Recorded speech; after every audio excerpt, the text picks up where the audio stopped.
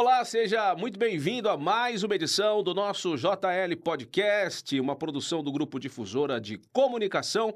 Eu sou Henrique Ferian e a partir de agora a gente bate papo com um tema interessante, viu? E também importante para muitas famílias, né?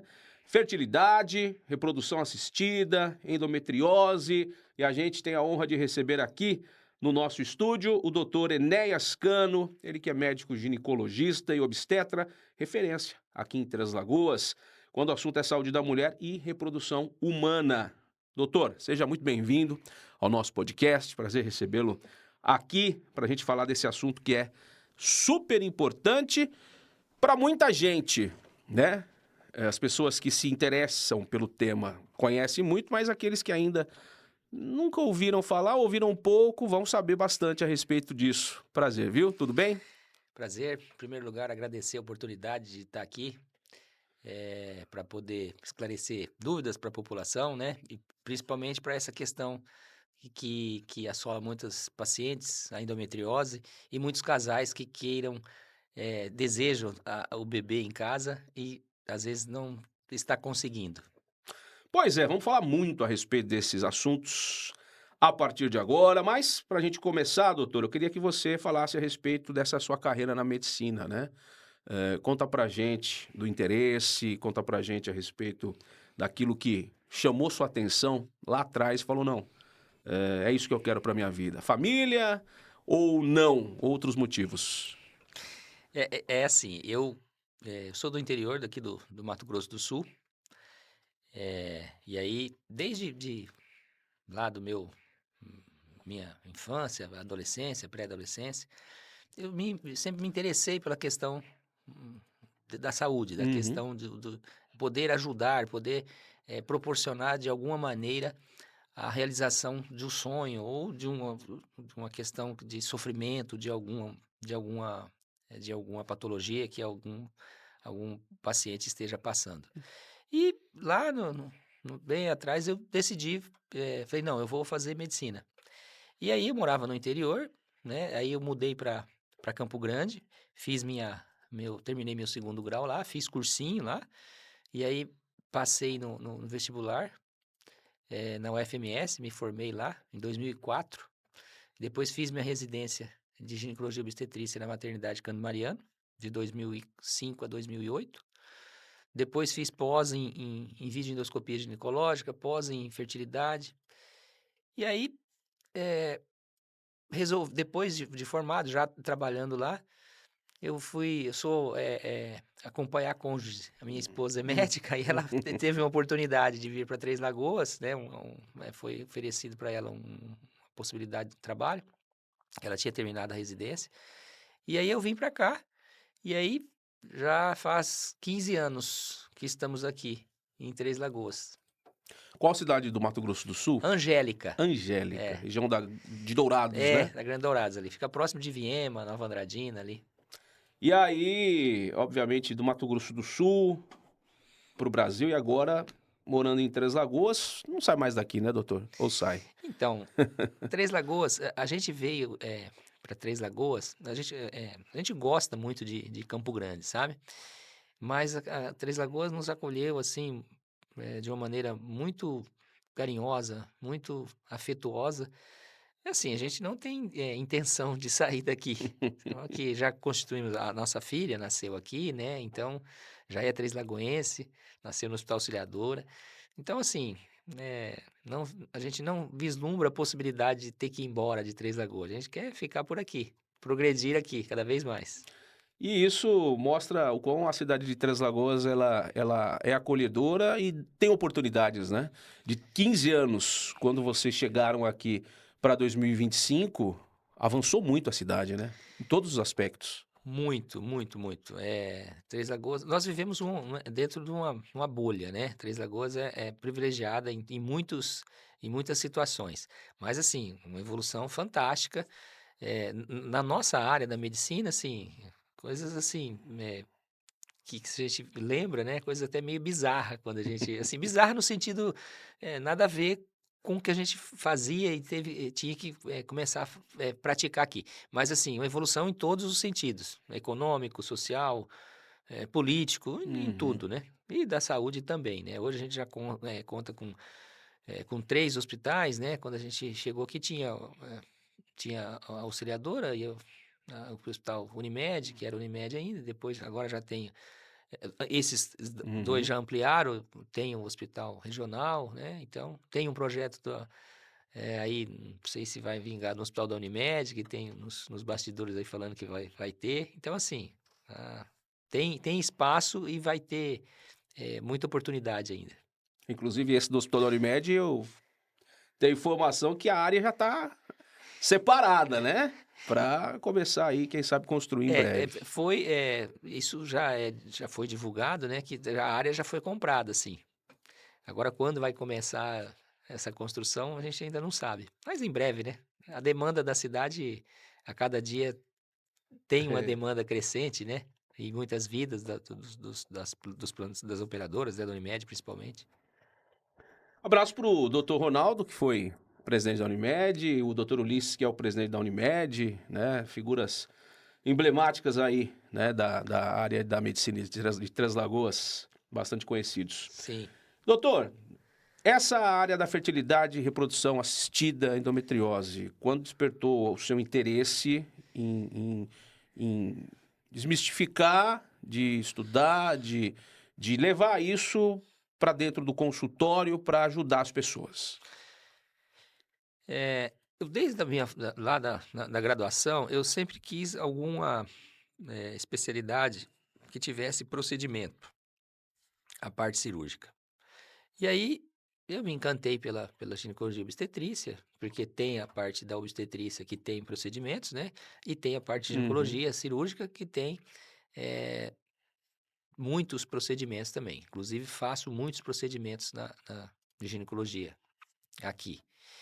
Eh, e aí, assim, dentro da ginecologia e obstetrícia é muito amplo, então a gente precisa dar uma funilada nisso daí, né? Assim, eu sou apaixonado pela questão da infertilidade, né? Porque você vê o casal que não consegue engravidar e a gente ficava pensando, poxa, mas a medicina evoluiu tanto, por que que a gente, né, como que a gente pode ajudar a fazer a, promover esse encontro desse espermatozoide com esse óvulo Uhum. e proporcionar a alegria para esse casal. E tem, dentro da infertilidade, tem os procedimentos também, né? E aí foi que a gente acabou falando, acho que eu vou para essa área aqui da infertilidade. E foi mais ou menos assim que nasceu esse interesse. Falando da infertilidade, a gente ouve histórias de que um casal, quando começa a se relacionar, eh, tinha que fazer alguns exames para ver se tem compatibilidade, enfim, algo nesse sentido. Isso é mito que a gente ouve de boca em boca e começa, sei lá por onde, vai passando de ouvido e de boca e de repente chega em uma fase que vira uma verdade. Isso existe mesmo? Tem casais que têm compatibilidade genética, que seja de conseguir engravidar, da mulher engravidar? Ou vai mais além disso que a gente acha que é simples? A sua dúvida é o seguinte: se existe a possibilidade de ter incompatibilidade e ele não engravidar? Da mulher engravidar por algum problema que algum dos dois tenha. Sim, sim. Na verdade, assim, a incompatibilidade, na verdade, é a gente descobrir, né, tentar Uhum, ver por que que não está eh, conseguindo ter o concepto, né? uhum, E aí envolve fator masculino e fator feminino. E aí, assim, de acordo da idade que o casal se apresenta, chega até a gente, nós vamos pesquisar algumas situações. uhum, Então, por exemplo, bem aqui, o paciente com um casal, ela de 37 anos e ele de 40. Tem alguns exames que nós vamos ter que ser mais específico, uhum, entendeu? O casal de 25 anos, os dois. Tem alguns exames que lá naquele primeiro casal de 37, a gente uhum. não vai, nem precisa pedir, e nesse sim, nesse de 25, porque estão em situações diferentes, em momentos, em estágios diferentes de idade, né? De ciclo da vida. E aí, doutor, a gente sabe que a idade de 37, 40, a mulher, principalmente quando vai tendo mais idade, tem as suas particularidades para a gravidez, né? O homem também, quando ele vai ficando mais velho, também tem dificuldade, de repente, se ele já tem 40 e poucos anos e ele tem um novo relacionamento com uma mulher mais jovem, por exemplo, pode ser que possa apresentar alguma dificuldade para essa mulher engravidar ou nem sempre é assim?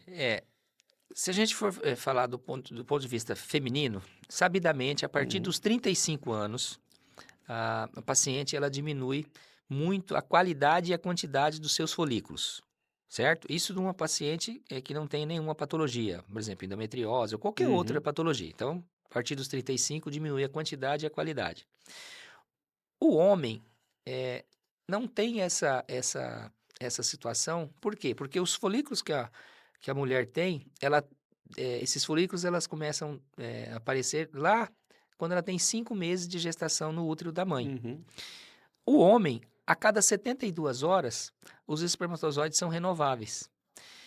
Então, assim, então você está querendo dizer que o paciente com 90 anos, 95 anos, é igual a um de 25? Em tese, sim. Só que o que acontece?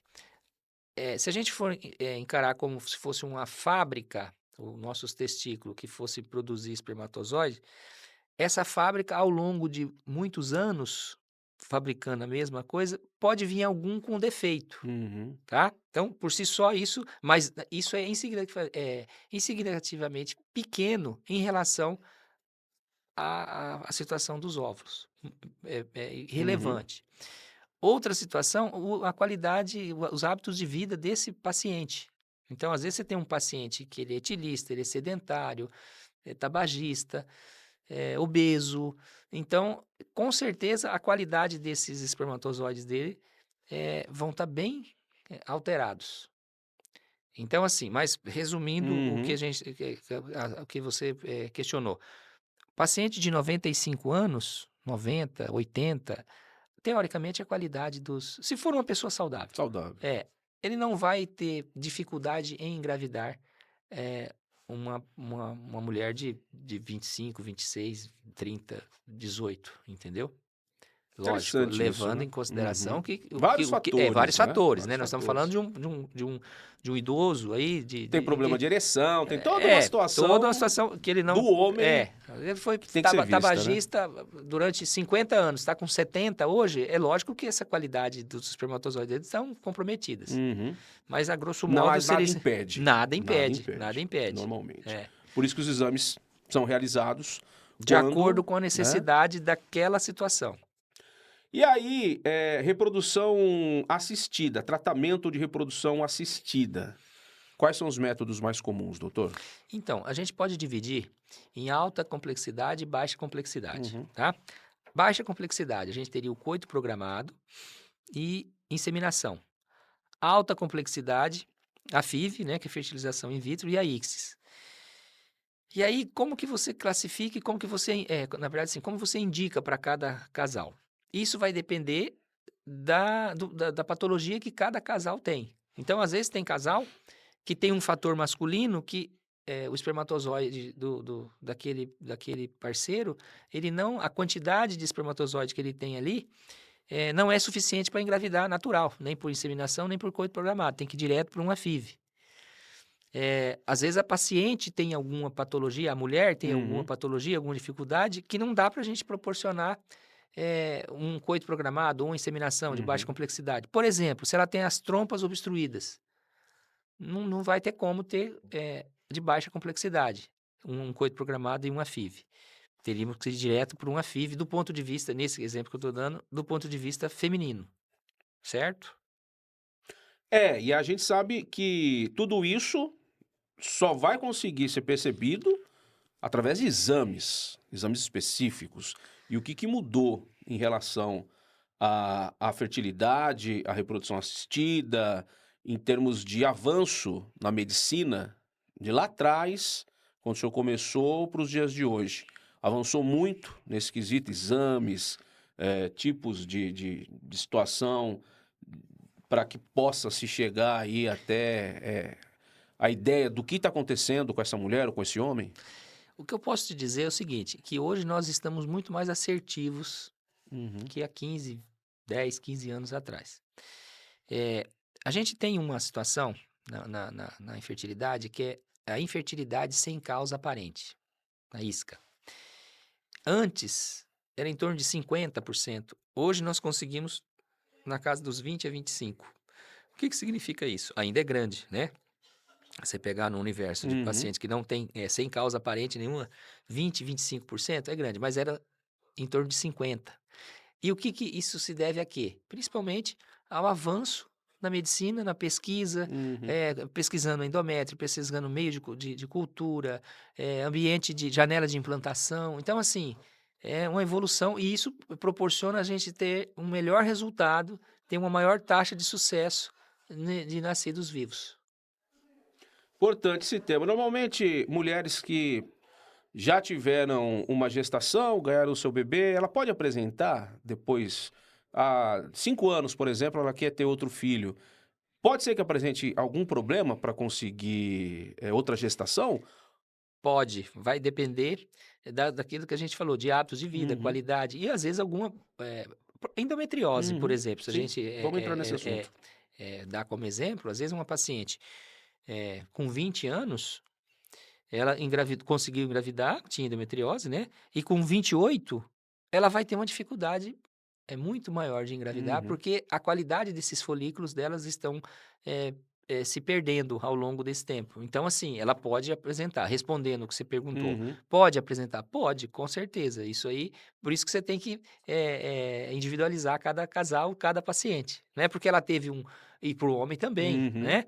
Não é porque teve um filho. Às vezes o casal chega para a gente, é, é um segundo casamento do parceiro, e ele teve um filho e fala: "Não, comigo tá tudo ok". E aí você vai pesquisar e acaba descobrindo que o problema, o fator tá aí nele, entendeu? E não na parceira atual. Então, isso pode mudar. Isso acontece nas suas rotinas de atendimento? Muito, muito, entendeu? Eh, acontece tanto no fator masculino como no fator feminino. Mas às vezes mais no fator masculino, entendeu? Nessa situação. Bom, eu tenho filho, eu já tenho filho de 20 E anos, fica não meio sei o difícil quê, não sei o quê. conseguir explicar isso para o homem, fala: "Não, é assim que Aí você vai funciona", o cara pela fica meio assim, é, fala: "Não, esse doutor eu não sei". vai pela ciência, né, aí você mostra dados, estatística, né, pra ciência, né, que não é um achismo, né, Uhum. vai fazer com que ele entenda que não é um achismo, não acho isso, não, a ciência prova pra gente, né. E aí, assim, é lógico, você encontra alguns com um pouco mais de dificuldade e tal, mais durão, mais assim, mas No final ele acaba entende, entendendo, né. né, porque Tem que entender, sim, né. o objetivo ali é sair com a sacolinha, né, a barriga da né, então vamos estar junto nessa empreitada, né. Bom, endometriose, doutor, de que maneira ela afeta as mulheres e se for diagnosticada tardiamente, por exemplo? Quanto mais cedo descobrir, é melhor? Então, existem trabalhos dizendo que 1 a cada 10 mulheres tem o diagnóstico de endometriose, né. Isso é isso é muito, né, se a gente for pensar isso em termos em torno de 200 e poucos milhões de mulheres com endometriose. A população do Brasil inteira com Uhum, endometriose.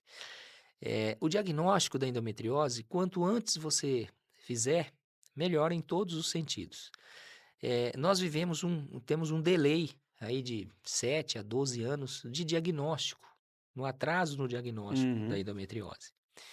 E isso traz problemas não desejáveis para a paciente e para a sociedade como um todo, né? Porque uma paciente que tem cólica menstrual, incapacitante, que não consegue trabalhar, não consegue ir à escola, ou não consegue ir na faculdade, isso é um problema tanto para ela como para a sociedade, Sim. né? E aí, se você não olha, não pensa que pode existir uma patologia ali, e for buscar o diagnóstico, você acaba atrasando isso e trazendo problemas, às vezes, né, na questão da gravidez, às vezes sequelas irreversíveis, né? Que você fica protelando, a paciente procura com 20 anos e tem já todos os sintomas tal, e você fala que não é, e às vezes não pensa naquilo, quando ela volta com 28, 30, ela já não tem mais folículo e aí não consegue mais engravidar. É, então, assim, é interessante que a gente pense na patologia, pense na endometriose e faça esse diagnóstico o quanto antes melhor. Como que se faz o diagnóstico? Eu acho que já essa ia ser a sua outra Sim, não, pergunta. não, mas assim, só para quem tá acompanhando a gente, de repente, não ouviu falar, o que que é exatamente a endometriose? Tá, a endometriose, por definição, a gente tem o útero, que tem o miométrio Uhum. e o endométrio, que seria dentro do útero, né? Quando, por algum motivo, alguma alteração na formação, na embriologia, esse tecido, esse endométrio, ele se instala em outro local que não seja o endométrio, Uhum. né? Que pode ser em cima de uma alça intestinal, pode ser em cima da bexiga, pode ser em cima do ovário, pode ser no pulmão, pode ser no diafragma, pode ser espalhado pela pelve como um todo. E esse endométrio, ele todo mês, num ciclo normal, ele fica grosso e aí vem a menstruação. Se não engravidou, vem a menstruação. Para ter essa descamação, essa menstruação, a gente precisa fazer um processo inflamatório para ele descamar. Então, você imagina esse tecido Uhum. em cima de uma alça intestinal que todo mês ele inflama e desinflama, inflama e desinflama. Inflamar e desinflamar no endométrio, ele descama e está tudo ok. Em cima de uma superfície que Uhum. não é o endométrio, o que acontece? Ele inflama e faz uma fibrose. No outro mês, ele inflama e faz uma fibrose. E aquilo vai aumentando. Como se você cortasse a pele da gente e não deixasse formar a casquinha. A hora que está formando a casquinha ali, você vai lá e tira. Você vai lá e tira, vai e tira. Vira Aquilo uma cicatriz. e vai fibrosando, que a gente fala, Uhum. endurecendo. Tal. Então, isso aí é o que acontece com a paciente que tem Sim. endometriose. Tá, mas e aí assim, toda paciente, 23% das pacientes com endometriose são assintomáticas, tá? Ou seja, ela não tem sintoma nenhum, E é um mas tem. problema isso? É um problema porque se você não pensar na possibilidade da endometriose, você fica, às vezes, por exemplo, na nossa área, na infertilidade, você tem que pensar nisso. Por exemplo, Uhum. eu tenho 23% das pacientes, em torno de 50% das pacientes, dos casais inférteis, têm endometriose. E das pacientes que têm endometriose, 23% são assintomáticas. Então, se a gente não pensar nessa possibilidade, você fica chovendo no molhado, entendeu? Uhum. Não, mas não tem nada, não tem nada. Então, assim, é importante a gente pensar nessa Uhum. situação. Sim. Então, assim, tem paciente que tem um foco e ela tem dor horrenda. Tem paciente que tem a pelve congelada, que a gente fala. O que é pelve congelada? Ela tem foco no abdômen inteiro, lá dentro, nas alças intestinais, no septo reto vaginal, em vários sítios da pelve. E ela não tem dor nenhuma. Tá de boa. Então, assim, como que se explica isso? Se explica através da questão hormonal, que Uhum. cada um de nós temos um DNA. Cada indivíduo é diferente do outro, Então, né? assim, e aí, assim, a endometriose, você não pode falar assim, essa paciente não tem dor nenhuma, ela não tem endometriose. Não, às vezes ela tem a pelve inteira e não tem dor. Uhum. E o outro exemplo também. E como que você faz o diagnóstico Sim. da endometriose? O endometriose, existem o diagnóstico clínico e de imagem, basicamente. O que você pode ter de clínica para que você possa suspeitar? Então, assim, cólica incapacitante, né? Período menstrual que a paciente tem dores horríveis que impossibilita as atividades Uhum. do dia a dia, que vem aumentando ao longo dos anos. Doutor, quando eu menstruei quando eu tinha 14 anos, era assim. Hoje eu estou com 20, a minha menstruação, cada dia que passa, cada menstruação fica pior. Por quê? Que é aquela questão que eu falei lá no Uhum. começo do processo inflamatório, que todo mês, se você não fez nada, ele só vai aumentando aquela área de fibrose. Então, vai aumentando mais, porque você tem mais hormônio ali naquela cavidade, mais, né? Então, vai tendo mais dor. Então, dismenorreia progressiva, que a gente fala. Inchaço abdominal no período menstrual, dispareunia, que é o Uhum. desconforto na relação, eh, mudança do hábito intestinal no período menstrual, mudança do hábito da urina no período menstrual, porque às vezes se você tem um foco no intestino ou na bexiga, isso pode mudar. E assim, em termos físico, basicamente, você seria isso. Aí você pode fazer um exame, de toque no Uhum. paciente para você ver como é que está essa mobilidade do útero, do anexo. Você pode fazer um outro exame para a gente ver, no toque, perceber como é que está esses úteros sacros, se eles estão espessados ou não. E aí, assim, eu faço diagnóstico, de endometriose, com exame de imagem? Não, o exame de imagem é para complementar o seu raciocínio, Uhum. Você vê tá? que tem alguma coisa, Você não indica. pede para todo mundo, porque e aí, assim, qual que é o melhor exame de imagem? Ultrassom ou ressonância? Cada um tem a sua indicação. Mas, assim, a grosso modo, o ultrassom com preparo intestinal, eh, porque ele é operador dependente, Uhum. né? Ele é feito com o profissional tem que ser, eh, tem que ter sido qualificado para aquele exame, né? Este ultrassom transvaginal com preparo intestinal, ele é superior na mão de um profissional experiente a uma ressonância, por exemplo, tá? Mas aí, assim, tem as nuances, né? Uhum. A ressonância que naquele serviço se especializou em ressonância para endometriose, ela tem as suas indicações e precisas para algumas situações. Então, por exemplo, ressonância serve para massas maiores, tipo endometrioma, que é Uhum. a endometriose do ovário, massas extrapélvicas, que seria no diafragma, no estômago, no pulmão. Já o ultrassom com preparo intestinal, ele pode pegar lesões menores e a parte Uhum. da pelve como um todo, ali baixa, né? E intestino, as alças intestinais. E para que você pede um ultrassom, às vezes, eh, com preparo intestinal e não pede a ressonância? Porque, na verdade, assim, o ultrassom com preparo intestinal, ele te dá mais informações, Sim. lógico, tá? Eu não sei fazer ultrassom, não fui preparado para fazer ultrassom com preparo para pesquisa de endometriose. Ele te dá mais informações do que a ressonância.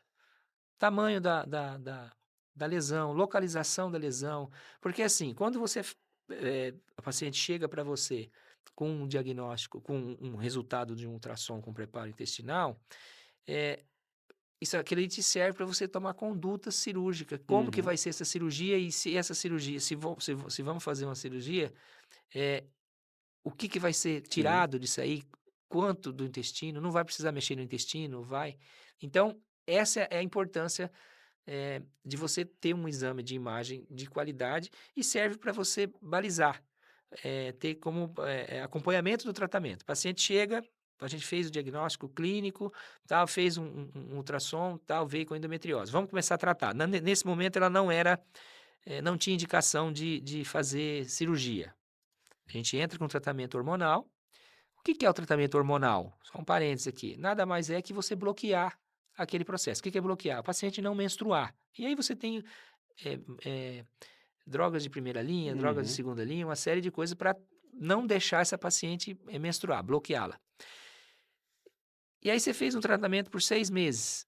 Você repete o ultrassom e você vai comparar como que tá. A paciente, por exemplo, durante esses 6 meses com tratamento hormonal, ela não tem mais dor, não tem mais queixa, está tendo uma vida social ok e tal, não sei o quê, mas você fez o exame e aquela lesão aumentou muito.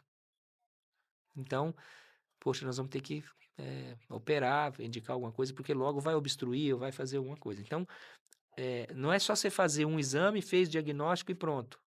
Você precisa acompanhar isso daí. Eu digo sempre que é um casamento que você tem com o seu ginecologista, com o seu especialista É que um trata. acompanhamento É que tem que contínuo. ser de Ela maneira tem, é contínua. isso, ela tem tratamento, mas não tem cura. Mas qual a idade Do que a que? mulher precisa, desde os seus preventivos, tem que acompanhar isso de perto? Já dá para entender se pode ter endometriose ou não? Ou qual a idade normalmente? Então, a idade seria você acompanhar na menarca, né? Na primeira Uhum, menstruação. Como que é essa menstruação? Essa menstruação não é normal, entendeu? Não é normal no sentido de muita dor ou eh, muito sangramento uhum. exagerado, com muita cólica. Então, isso não é normal. Você vai acompanhando. E aí você já começa a acender eh, a luzinha lá no Ficou fim alerta, o né, alerta pra... ali, liga o seu radar, pô, vamos colocar essa paciente, porque isso aí pode ser que talvez não seja nada, mas você tem que pensar nisso daí. E quando acompanha desde cedo, lá na frente não vai refletir de uma maneira, de repente, para tentar engravidar e não conseguir engravidar por conta de endometriose, porque tem um acompanhamento já sendo feito. Com certeza, É esse assim. acompanhamento vai servir para isso. E aí você programa como que tá. A paciente chega para você que ela tem endometrioma. Endometrioma Uhum. é endometriose no ovário. Vamos já preservar a fertilidade dessa paciente o quanto antes. O que que é preservar a fertilidade? Vamos induzir, congelar esses óvulos e vamos tratar, porque a gente sabe que essa situação vai levar a uma falência total, precoce dos Uhum. folículos dessa paciente. Então, o que que você está falando, né? Por que acompanhar? Por que tratar? Desculpa, por que acompanhar? Para isso, para você prever o que que vai fazer uma programação terapêutica para essa paciente lá no futuro. E assim, uma das o que mais nos preocupa é essa questão mesmo da fertilidade, né? Que você chega com uma paciente eh, jovem e Uhum. se você não cuida, não acompanha, ela vai lá na frente, talvez ela não vai conseguir engravidar com um óvulo próprio. Por quê? Porque não foi feito o diagnóstico lá e tal. Parte disso, sim, a própria, uma meia-culpa aí pra gente, muitos colegas, né, há muitos anos atrás, falavam, não sei se você já ouviu falar, ou Uhum. alguém fala assim, que tem cólica, não, depois que você casar, melhora, depois que você engravidar, passa, não sei o quê. E, na verdade, você está subdiagnosticando uma patologia que é grave, né, que é a endometriose. E aí não tem cura, Não, tem ainda controle. não tem cura. Porque a cura é aquilo que a gente falou. Se você não tem como você provar que a paciente, se ela tem, por exemplo, endometriose no ovário, joia. Não tem como eu falar, não, eu vou tirar esse ovário e vou tratar, né? Porque se eu Uhum. tirei esse ovário que tem endometriose, ele tem endométrio nele, eu vou tratar. Mas não tem como você afirmar. Às vezes ela tem foco muito pequeno na pelve. Então, é por isso que não fala que não tem cura, e sim tratamento. Porque daí você tirou aquele ovário que estava com endométrio ali. O que que acontece? Você vai lá, tirou e vamos continuar com questão de bloqueio hormonal. Então, se ela tivesse outra lesão em outro local, vai estar bloqueada, entendeu? Agora vem a questão. A mulher nunca tratou, deixou quieto. Lá na frente, quando chegar nos seus 50 anos, 60 anos, às vezes não teve filho, enfim. Pode essa endometriose se transformar, virar alguma doença, alguma patologia mais grave no futuro para essa mulher? Então, a endometriose, ela é hormônio dependente, né? Então, assim, sabidamente, a paciente que chega a partir dos 35, que chega na perimenopausa, menopausa, Uhum, ela vai estar com hormônio, a taxa de estrogênio uhum, e progesterona lá embaixo, né?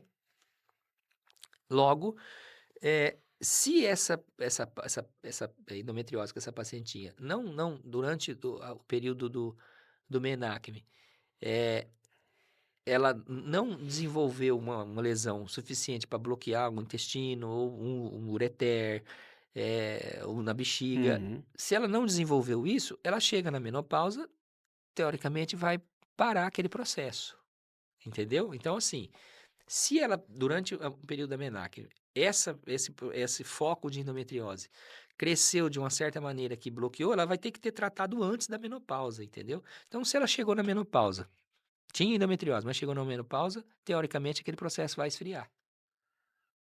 E Seria aí um não vai tratamento, gerar nenhum entre aspas, problema. natural Uhum.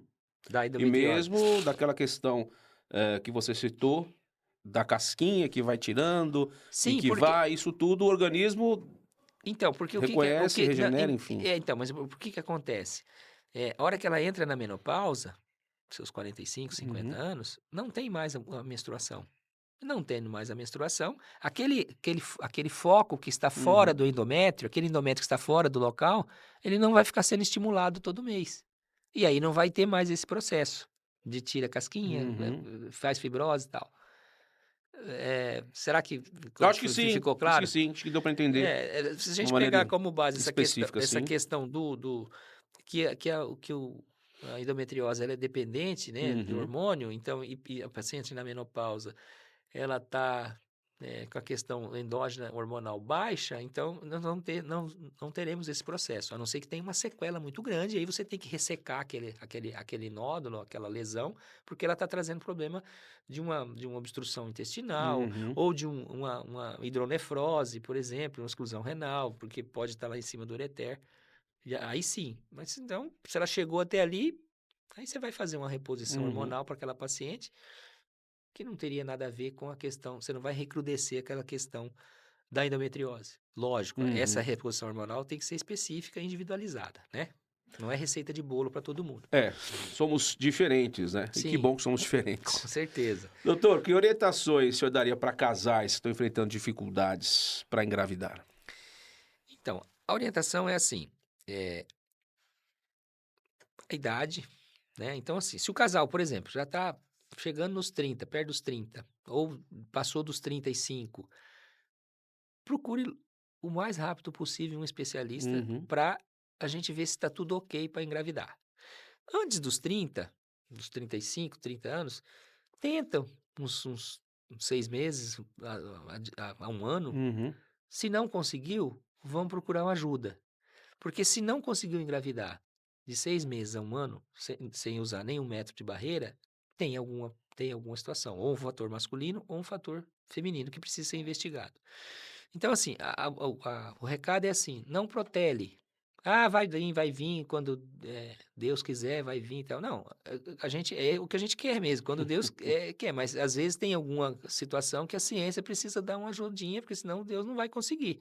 Por exemplo, se tiver com a trompa obstruída, não vai conseguir engravidar natural nunca, né? Se, por exemplo, o marido, o parceiro, o espermograma dele é azospérmico, ele não tem espermatozoide viável nenhum, não vai engravidar também. Então, assim, qual que é a dica? A questão da idade, né? Quanto mais longe dos 35, mais rápido essa investigação. E que pensou em engravidar, espera 6 meses aí, não conseguiu, vamos atrás de uma ajuda especializada, de um profissional que esteja vivendo isso.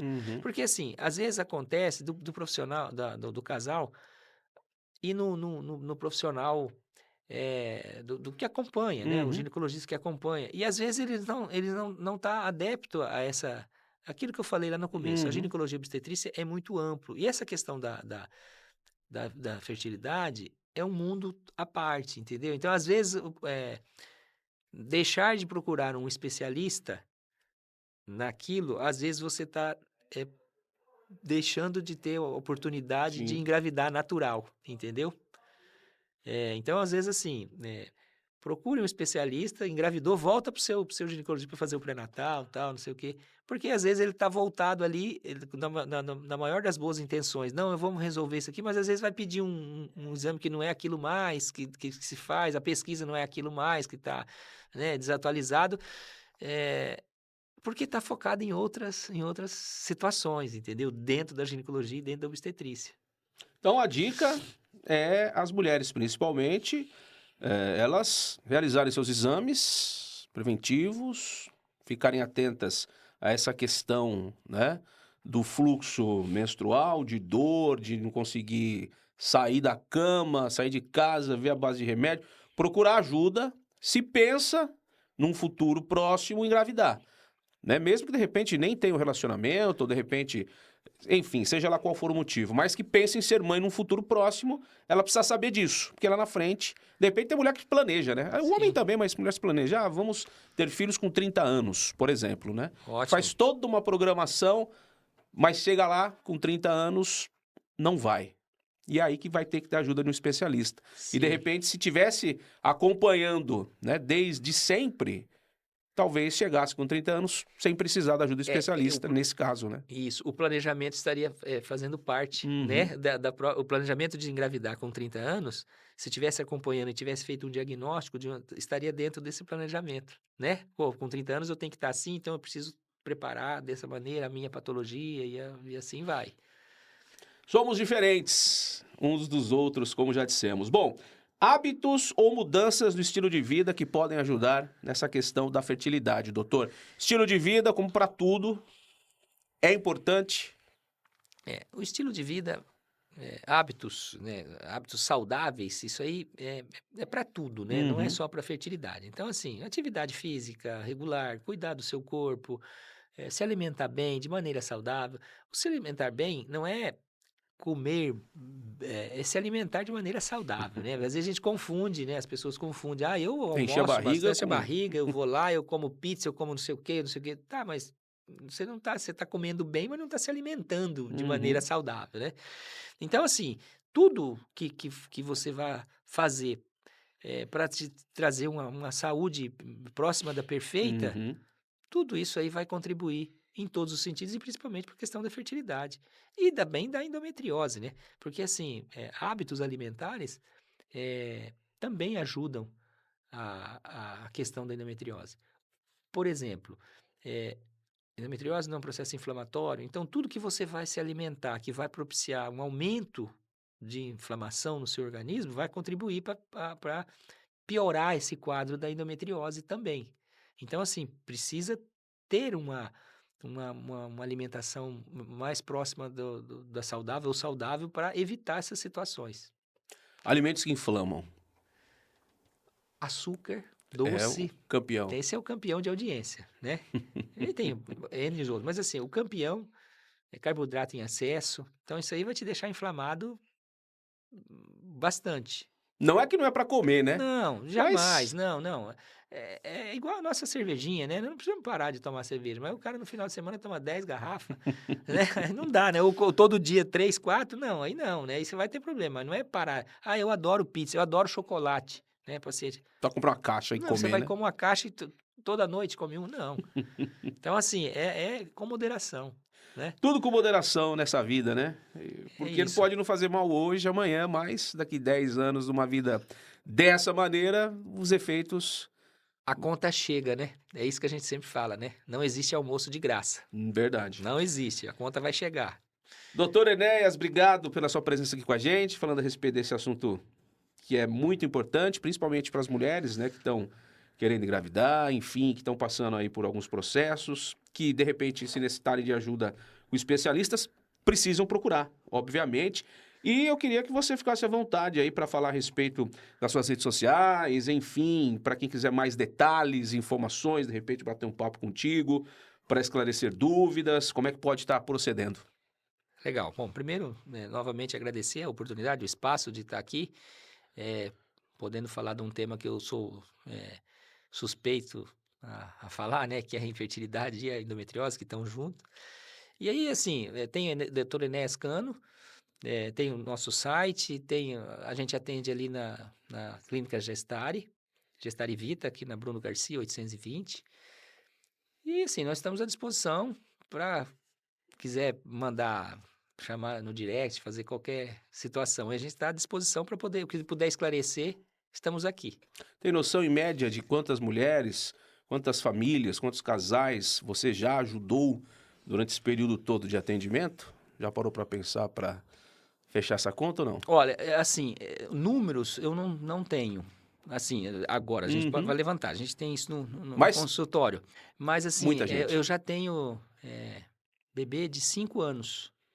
Inclusive, a gente já fez até uma postagem, né, desses dias, de paciente de 5 anos que Que a gente teve toda ajuda. essa dificuldade que a gente falou Sim, aqui sim, o paciente chegou, a e gente conseguiu. conseguiu estar lá, o bebezão. É isso. Bom, obrigado pela sua presença, para a gente falar a respeito desses assuntos tão importantes para as mulheres, para os casais, para as famílias, enfim. E é bom saber que a mulher que quer engravidar, que quer ter um filho, uma filha, não precisa, né, sofrer. Se tiver dificuldade, tem especialistas, tem o Dr. Enéas à disposição para ajudar nesse momento que é difícil, né? Deve ser uma barra, né? Deve ter muita história triste e que depois se tornou feliz Sim. desses casos, né? Porque é um sonho. Por mais que a gente acha que é natural a mulher engravidar e ter o seu bebê, mas não é simples assim para todo mundo, né, doutor? Principalmente para aquelas que têm alguma dificuldade, tanto, né, alguma patologia do casal como um todo, né?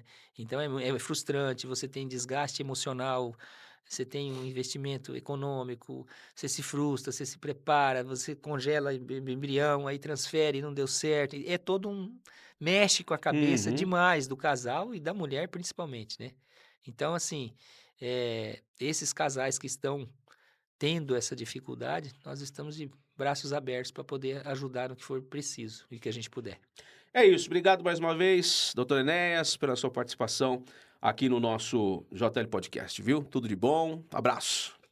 E para você que acompanhou a edição de hoje do nosso podcast, obrigado pela companhia, pela audiência. Curta, compartilhe, que, claro, sempre tem novos episódios dentro aqui do nosso YouTube Grupo Difusora de Comunicação. Um grande abraço e até o próximo episódio do JL Podcast. Até mais.